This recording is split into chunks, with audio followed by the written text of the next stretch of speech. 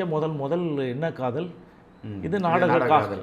ஆமாம், எல்லாரும் இப்போல்லாம் இப்போ ஜீன்ஸு இதெல்லாம் போட்டுக்கிட்டு டிஷர்ட் போட்டுக்கிட்டு கண்ணாடி போட்டு லவ் பண்ணுறோன்னு கேவலமாக பேசின ஆள் நீ என்ன பெல் பாட்டம் போட்டுருந்தா அந்த வழுக்கு மண்டியில் வச்சு இந்த மாதிரி வேலையை பார்த்தேன். இப்போ தான் சரஸ்வதியே இப்படி தான் பண்ணியிருக்காங்க நாடக காதல். இந்த இவங்களை சுசீலா இந்த மாதிரி கள்ளக்காதல். இப்போ இந்த சீதாலட்சுமி என்ன காதலில் சொல்கிறதுன்னு எனக்கு தெரியல.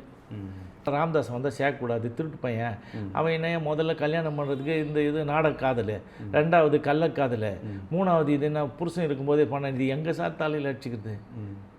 இந்த மாதிரி வேலைலாம் பண்ணிவிட்டு இன்னும் இருக்குது நிறைய. ஏன்னா இதுவரெல்லாம் இப்போ இருக்கிற ட்ரெண்டுக்கு இதோட நிறுத்திக்கிறோம் நம்ம. சரிங்களா, அடுத்தடுத்தது வரும்போது நம்ம சொல்லலாம். ஒன்று.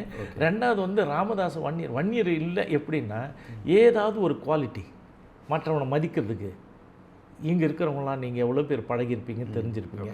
அவன்லாம் மரியாதை இல்லாமல் பண்ண மாட்டான், கோபமாக பேசுவான், தப்பாக என்ன தப்புன்னா ஒத்துப்பான், மன்னிப்பு கேட்பான்.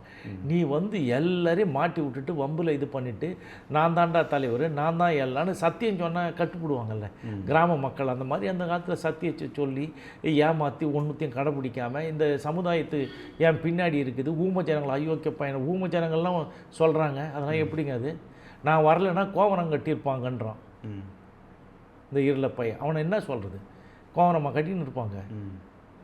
இல்லை நான் வந்தவன் தான் எல்லாம் அப்படி சொல்கிறாருங்க. அந்த மாதிரி